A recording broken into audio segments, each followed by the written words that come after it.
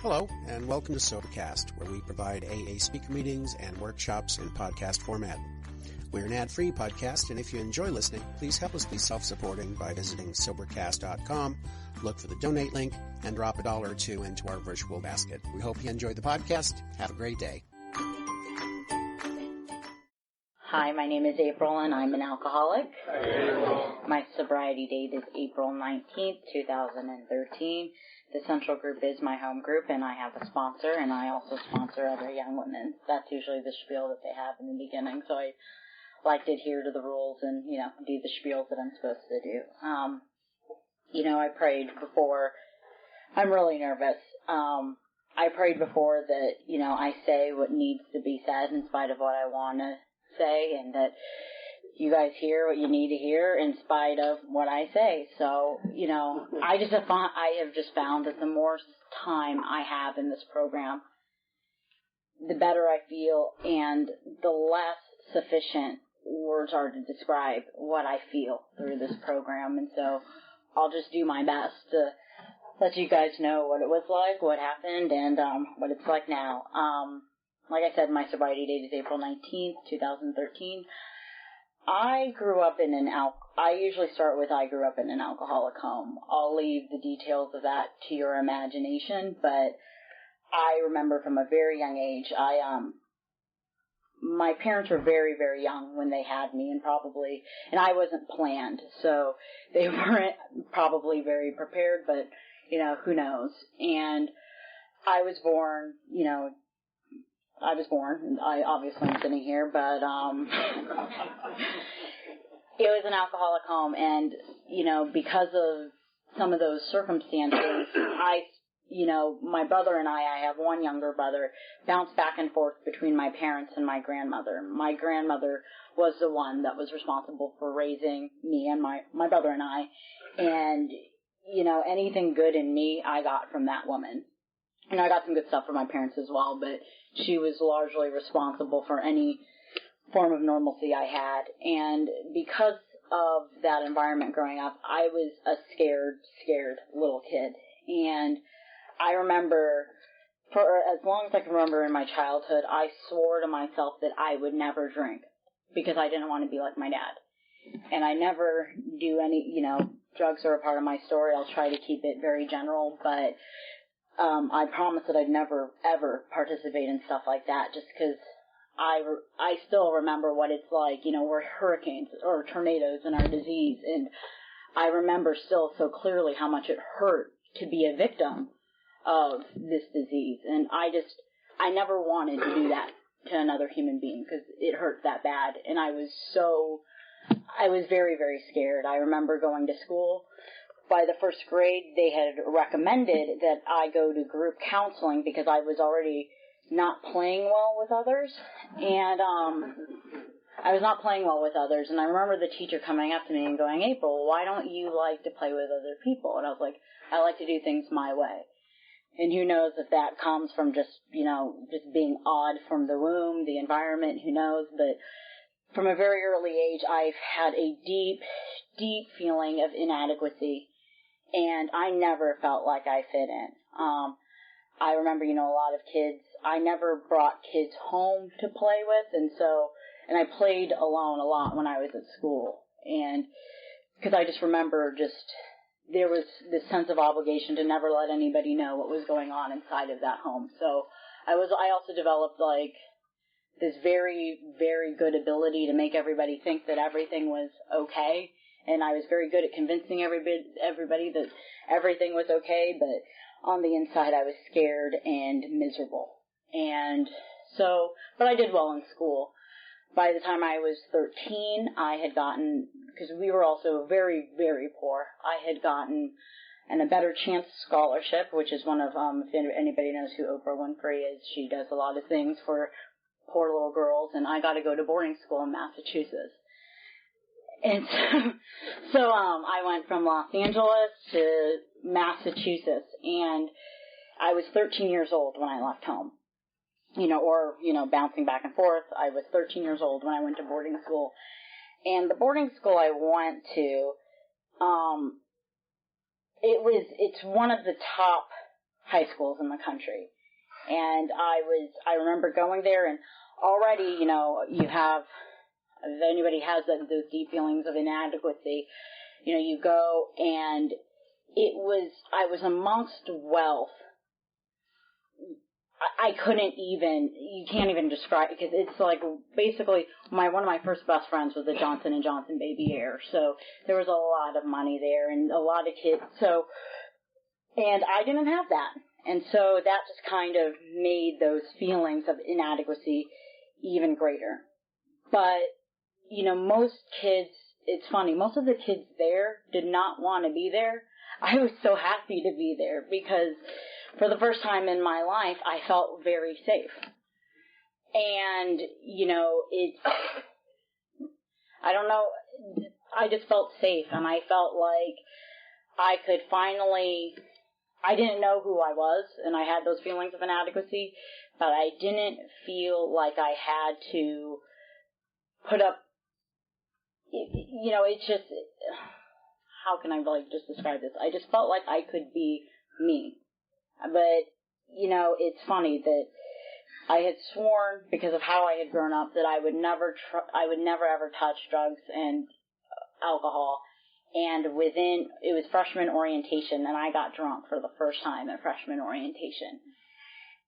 And you know, I don't want to go into a huge drunkalogue, but I don't know if anybody else can remember the first time they drank. It's one of the clearest memories I have of anything. And I just remember I had always felt miserable and always felt inadequate and always felt like there was something wrong with me, because, again, I said that my grandmother raised me. She did the best that she could. It was a Catholic home, and she had done her best to really teach my brother and I about God. And I was really into it. You know, I had always really, really liked going to church. You know, some kids don't. I was always really weird growing up, but I always loved it. Again, that feeling of safeness, I always had that there. And I remember being little and just understanding that there had to be a God, because the world is way too complicated and there's way too much going on, and there seems to be some order. It's crazy, but there seems to be some order. I'd always known that there was a God, and so, you know, but again, I'll try not to jump around too much, but when I was in boarding school, I remember drinking for the first time, and it solved everything that was wrong inside of me. Like I said, I was good at convincing everybody that everything was okay, but the first time I drank, it was the first time I could really convince myself that everything was okay, and I liked that. I was really shy growing up. Like I said, I was like in kindergarten, first grade, and they sent me to a class to learn how to play well with others, or just talk and converse and have relationships. Whatever they tried to teach me there didn't stick. As you'll hear my story, you'll realize what they tried to teach me just did not stick. But you know, I remember that first drink because I felt okay, and I could say what I wanted to say, and I didn't have that deep feeling of doom and anxiety that what's going to happen? Are people going to like me? You know, just that I have really bad anxiety with people, and it went away, and I could convince myself that people liked me, and I was fun, and people seemed to want to be around me, and I had never had that before. You know, like I said, I really didn't have any friends that were my own age until high school, when I was away from home. And I loved it. And, you know, I had always been a good student. I had always been, you know, out of the fear of, you know, just trying to make everybody think that everything was okay. It was, from the beginning, that feeling trumped everything.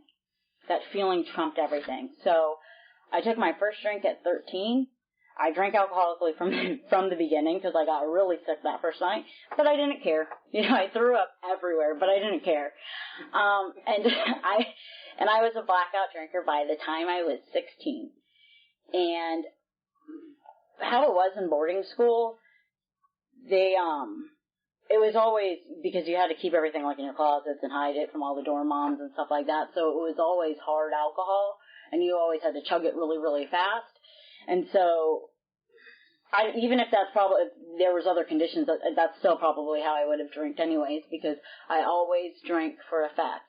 Would attract, you know, and I said, I remember being little and swearing to myself that I never wanted to be an alcoholic. I never wanted to drink because, you know, I knew what happened when somebody drank too much. And I didn't want to do that to another human being. But as soon as I started drinking, I quit caring about that, because that feeling of everything being okay and feeling normal and just feeling safe and that, like, that doom, that anxiety going away, I wanted that. But as time went on, I had to drink more and more and more for the anxiety and that impending doom to go away. Like, I don't know how, but I still did really well in high school. I graduated, made some pretty good friends. You know, I guess alcohol was a social lubricant for me, and so I pretty much was having to drink all the time to maintain those relationships. But I graduated high school, I went to college, and by the time I had gotten to college, I was drinking. I remember when they rushed us, because I was in a sorority at USC, and I remembered the older girls trying to rush me and get me sick. Because you know what they do. I don't know if anybody did Greek life in college. They couldn't get me sick. Because, you know, like I said, I drank alcoholically from the beginning. And I remember that there was one other girl in the sorority, and she ended up being my big sister in the sorority, who drank like I drank. And her and I were just running mates until, you know, we found the other six. And I have a group of six, including me, best friends from college, and they referred to us as the Alpha Phi six-pack just because everybody drank like I drank. You know, my best friend could actually, well, no, we're not even going to go into the, like, she's a mess. But, you know, it was just crazy, though, because I was a blackout drinker by the time I was 16. So when I got to college, you know, I had every intention of going to college and being pre-med because I wanted to be a surgeon. And I had a track scholarship. And because I used to, and what eventually happened that first year was they want you to wake up really, really early to run. And you can't really do that when you're doing what I wanted to do. So I said, don't worry about it, USC. I'll pay for college. You can take your scholarship and, you know, I'll just take out some of those loans. And every month when I make that payment, I kick myself because it's a pretty big payment. But, and I remember, you know, just wanting, and the other thing too is those pre-med classes were in the morning as well. And it wasn't so much that they were hard, because the way I studied was when that final exam comes at the end, you just kind of learn everything immediately right before that exam. Don't sleep, take the exam. But the pre-med classes, unlike all the other classes, they took attendance. And I was not having that, you know, because the classes were like at 8 o'clock in the morning. So no more track scholarship, no more pre-med. So I was like, whatever, I'll be a classics and art history major, and I'll just go to law school. And, you know, that's really how I decided, you know, and it ended up working out kind of. But, you know, things got out of control in college. And I thought it was fun because, you know, I thought in my mind, even though I was way more out of control, you know, people in college, you know, like, they're out of control, but I was at another level, and I thought everybody was jealous because they couldn't keep up with me. That's what my mind said, you know. Every time that there was a function, I would get in trouble, and I'd have to sit in front of all the sisters, and I'd just be like, oh, these, like, you know, they don't know. They just don't know how to have fun. And, you know, and I told them, I was like, you know, I have the house highest GPA. You can't kick me out. And, you know, eventually towards the end, I ended up having to, like, I got mad at them, and so I ended up leaving right before they kicked me out. With three members of the six-pack ended up leaving. And, you know, it was just kind of one of those things that I look back at it, and it's like, how didn't I know how badly it was progressing? I was giving things up. You know, I was losing. I think it was because I'd always been really miserable. I always had a low sense of self-worth, but the things that I was actually, you know, I've always had that, and I would manage not to do such dumb things. But towards the end there, it's like I look back sometimes, and I'm like, how did I think that that was okay? And, you know, I didn't develop, you know, my relationships with men were always a mess. And one of the things that developed was I liked to hurt people before they could hurt me. And I never let anybody get too close. And I had, you know, there was, at one point when I was about 21, there was somebody, the people who love us, they, you know, I believe that when we're that sick, they're sick too, but in a different way. And I remember somebody wanted to marry me that said that, you know, if we're going to go farther in this relationship, you need to go to rehab and get that, you know, some of this drinking and the partying out of control. And that was the end of that relationship. And, you know, I look back on it, and it's, in my mind at the time, it was, nobody loves me. You know, everybody just wants something from me. And I'm so miserable. And I really did not see how I was creating the misery myself. You know, but, you know, it was getting really out of control. And when I ended that relationship, there was so much shame, because I didn't really do it in a principled way, that I had to geographically cure to England for a year. I spent my last year abroad in England. And, you know, I was like, you know, if I get out of Los Angeles, you know, that's my problem. I was like, you know, we're just way too close to Mexico. It's way too easy to get things. You know, I'm 21 now. I'm way too close to Las Vegas. That's why everything's out of control. I need a geographically cure. And so I spent my last year in England, and I remember I had gotten my wallet stolen, and it actually took about a month to get a wallet. But even in spite of the fact that I had no ID, no money, I was drunk and high within 24 hours. I wasn't even unpacked. And it was like I had left, but there I was.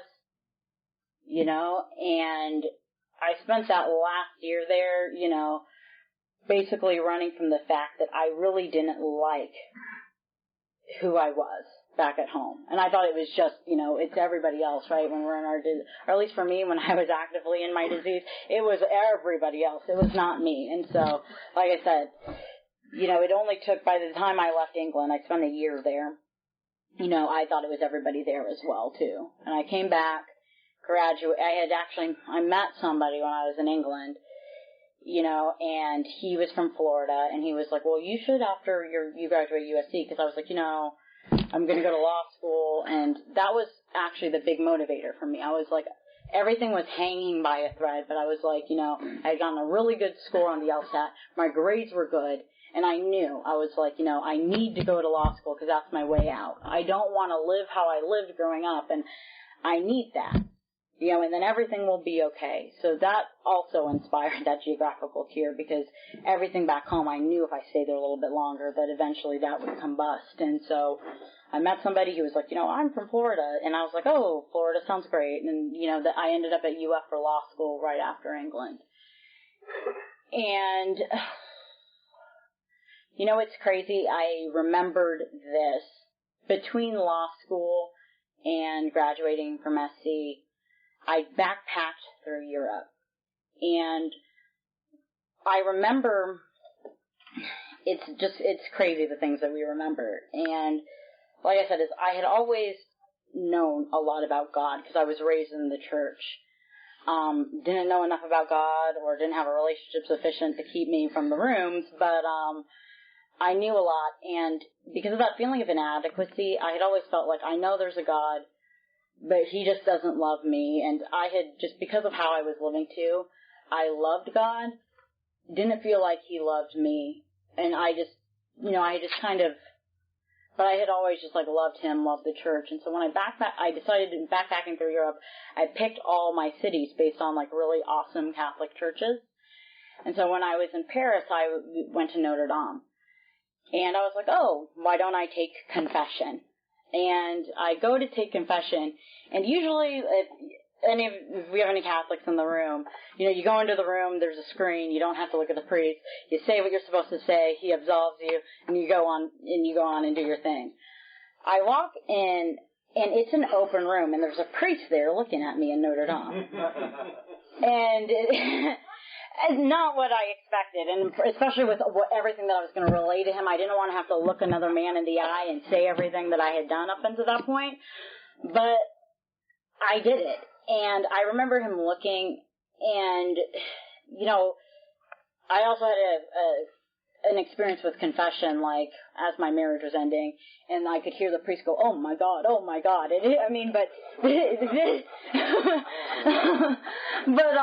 This experience, though, I remember him being so kind. And I tell him the whole spiel, and he looks at me dead in the eyes and goes, you may want to get the alcohol and the drugs under control. And I remember going, and I didn't say it, I was like, thank you, Father, but in my mind, I was like, you heard all of that, and that's what you want to say? And I remember thinking this guy was out of his mind. So you went off, I sat through the Mass, and then I went off and did my thing, because I was backpacking through Europe, and, like I said, I loved God, but I didn't have a relationship sufficient yet at that point in time where I was willing to give up wanting to do what I wanted to do. And I was still chasing that feeling, because it was the only thing that could make me feel right at that point. And, I look back on that now, and I'm just like, wow, God was looking out for you for a long time. You thought he didn't care. He was looking out, and you're just too freaking stubborn and head up your hiney that, you just couldn't get it. But, so I go to law school at UF, and that guy that I had met in England proposed, like, almost immediately. And, his family was different from my family. And, growing up, I know that my parents, they did the best that they could. They did the best that they could. But they really wanted me, I think that, well, I know, because there was a lot of pressure. I knew almost immediately that, it was cool when we were in England, but when I had gotten to Florida, I remember getting here by the first semester and being like, I need to figure out a way how to end this thing, because this isn't really somebody I want to be with long term. And that really things were spoiled, though, because, he proposed my first year of law school, and my whole family, everybody was, like, so excited about it, and I'm such a people pleaser, and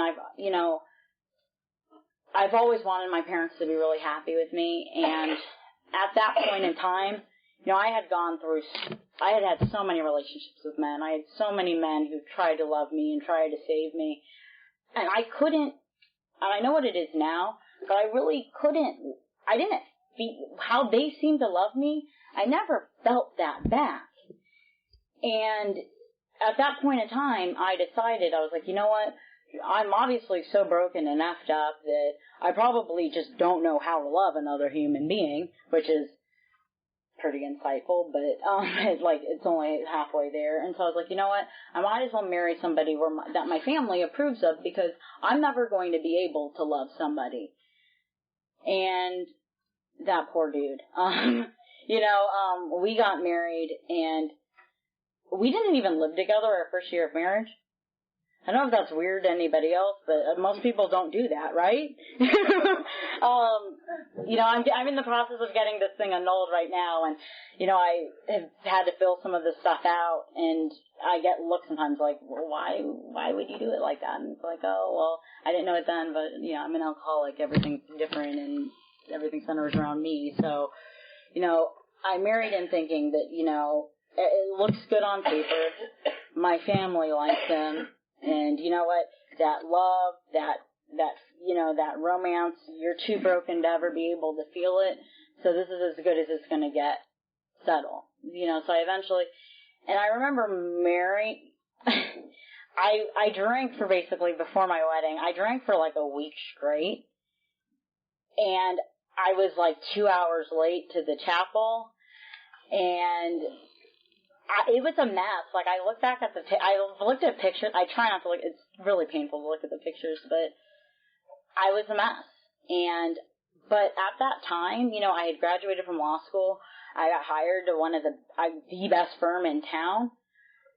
And so I thought everything was okay. I really did think like I was broken and dying and anxious and miserable, but everything on the outside looked fine. Him and I bought this huge, we bought a really, really nice house when I got into the firm. I had all this stuff, like, I thought that if I had this, I don't know what it was, but there was always a part of me that was like, when you get this job, when you get this, and I had always thought too, because I had grown up Catholic, when you get married, you'll settle down. The partying, the madness, like, you won't want it anymore because you'll have, like, a family, and that'll, you sub them out, right? And I thought that when I had the job and I had the house, like, I'd be happy and everything would be good. That's not what happened for me. I remember having this job. I remember being in the house, and it was like that feeling of inadequacy, that misery, it just got sharper and more clear because I was like, you have all this stuff. You're supposed to be happy. Why aren't you happy? What's wrong with you? And shortly thereafter, my grandmother died in the fall of 2011. And again, the spirit, of my higher power trying to look out for me when my head was just so far up my own butt. I remember on her deathbed, one of the last conversations we had before she died, she looked at me and goes, I am so worried about you. And I looked at her, I was like, Grandma, I'm the good one. I was like, I got this job, I was like, I got the house, I got the marriage.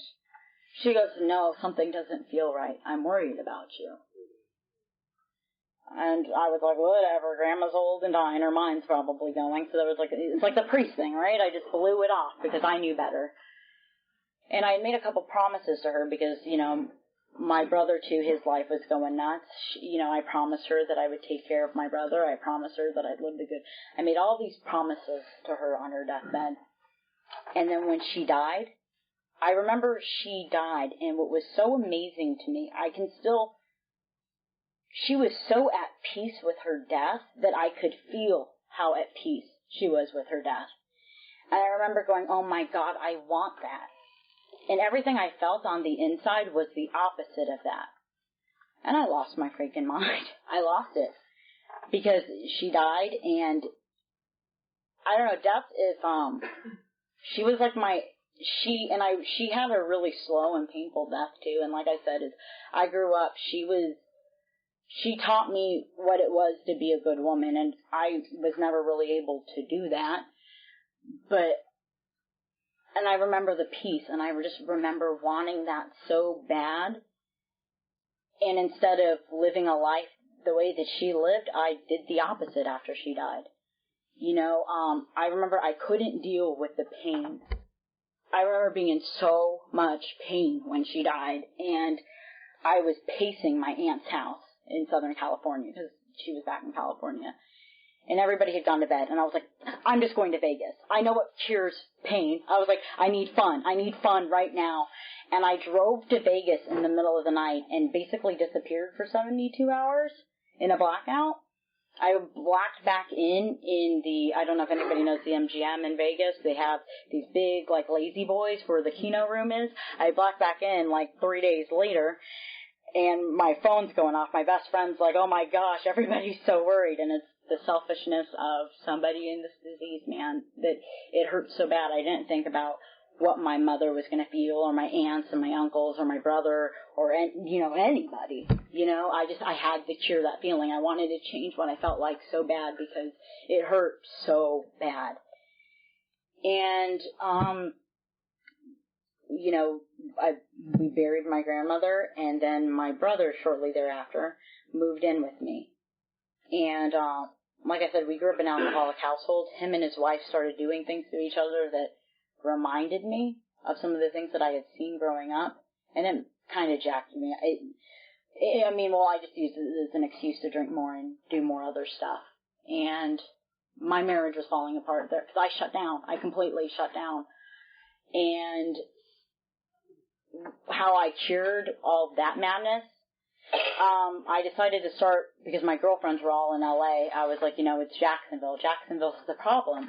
So I started flying to LA like once a month, or Vegas. Because at that point, I had no coping skills.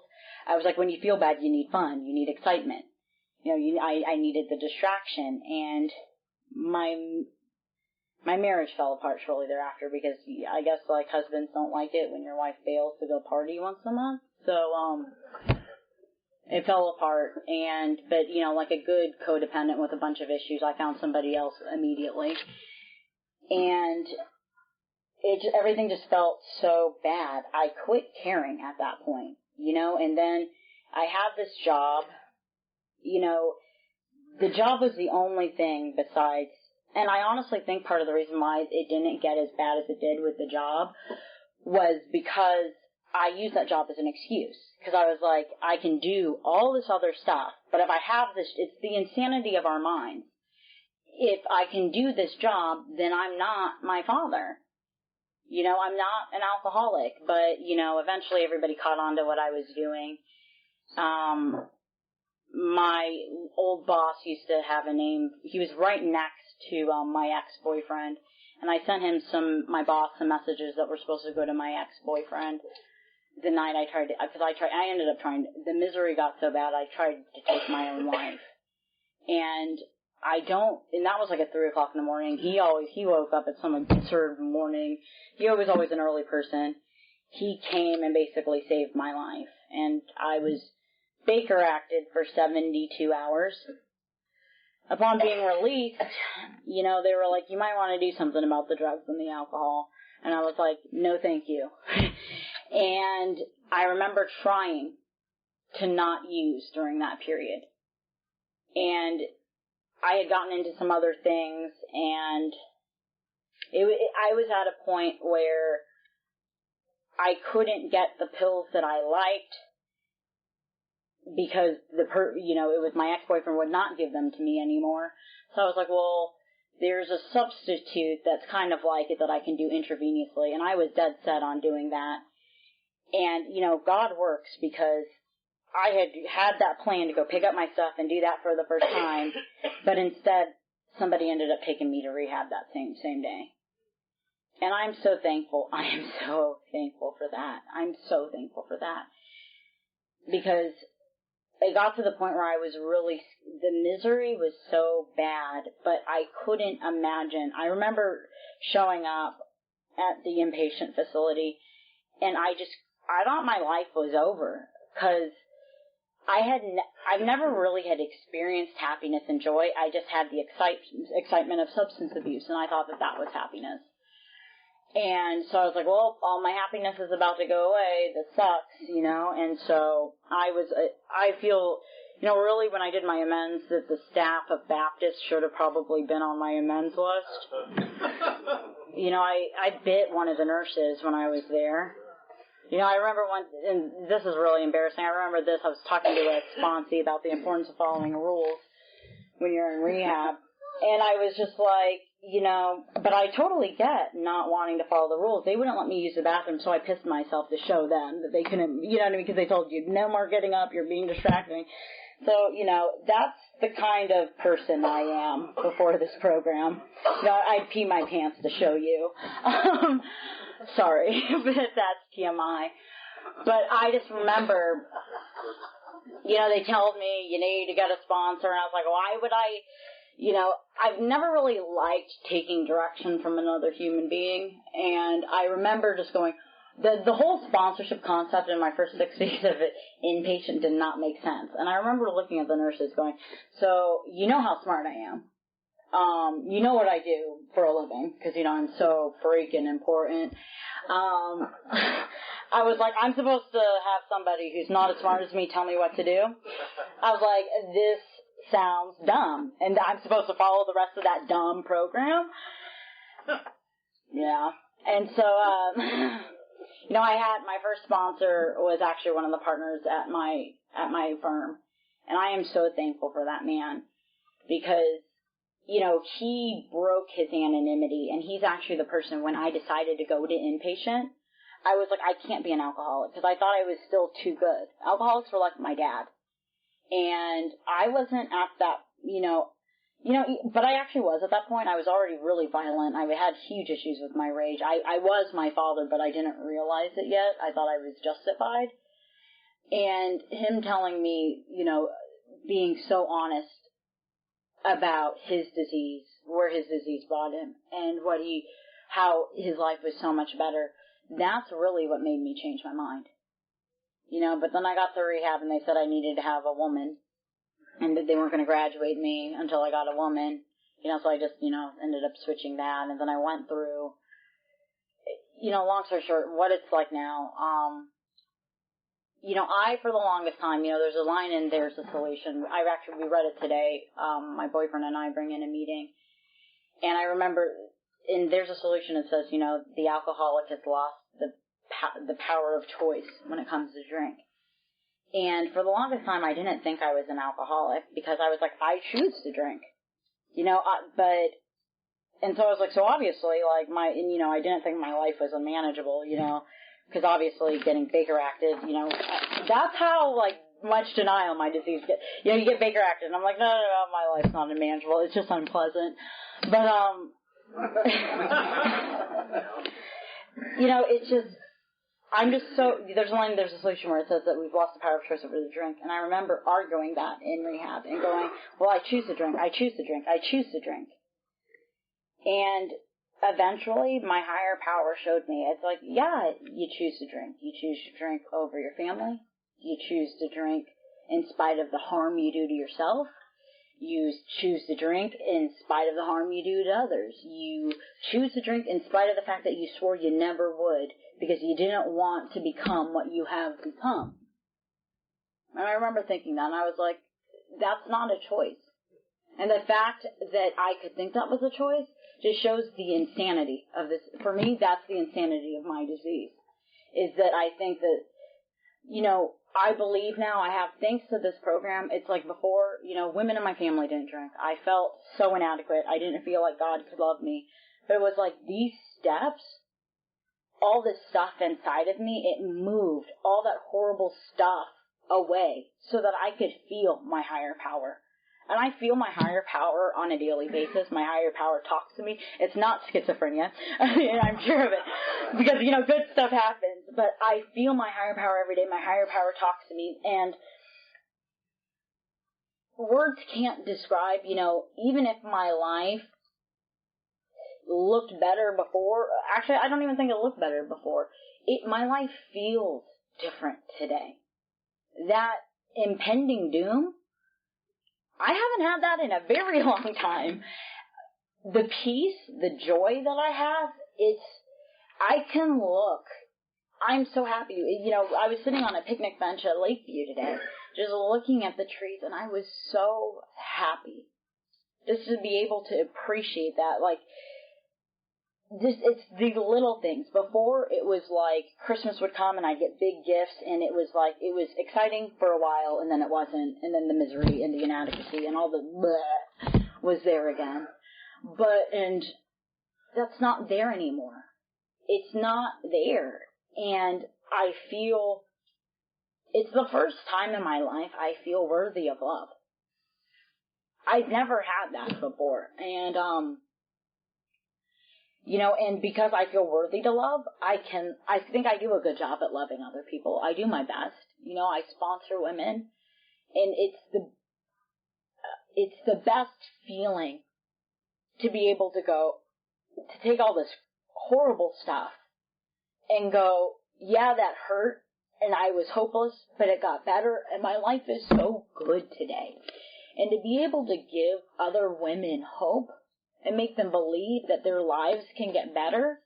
I used to feel like such a loser and everything I touched would go to hell. And I don't feel that way anymore, And like I said, I don't even care how my life looks anymore. It just feels better.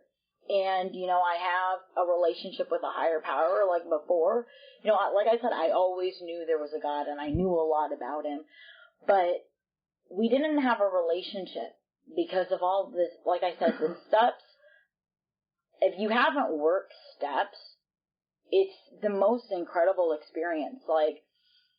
I remember coming into the rooms, and what kind of motivated me to stay around is I didn't want to lose my job. I wanted to stay in this, like, really messed up relationship. And it's funny, that relationship, when that relationship ended, it was the pain that caused me to do my first, fourth, and fifth step. And I did that first, fourth, and fifth step, and then that obsession of that relationship went away immediately. And every time I've felt like I've lost something since I've gotten sober, it has been, my higher power has given me something so much better. And it's amazing. And I think that part of the reason why I feel like I'm worthy to be loved is when I get out of the way and quit trying to control things and manipulate things, you know, my higher power takes control. And he gives me something like it has happened so many times that what he's given me after what I've, like, been so sad about losing has been better than I even could conceive of. And like I said in the beginning, it's like, words aren't enough to describe that feeling that, like, God is there and God is protecting me and God is good and he loves me so much that I just need to get out of the way. And it's every day, you know, I wake up and I pray to him and I ask for his guidance for the day. And, you know, throughout the day he gives it to me. You know, when things seem like kind of confusing, like that feeling of impending doom, I pray and he takes it away. And words aren't enough to describe that feeling that he's there and everything's under control. It's like, I'm still unemployed and, you know, this month, the money coming in was less than the bills that were obligated to go out. All of that's taken care of.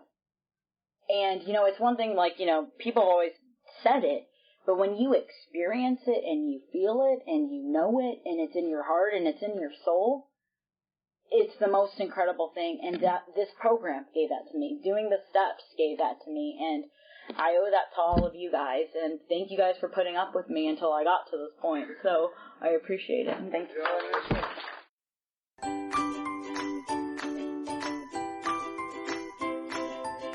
Thanks for listening. I hope you enjoyed the podcast. Sobercast is ad-free, and we'd like your help in order to keep it that way. So if you'd like to help us be self-supporting by pledging $1 or $2 a month, visit Sobercast.com and look for the donate links. Thank you very much.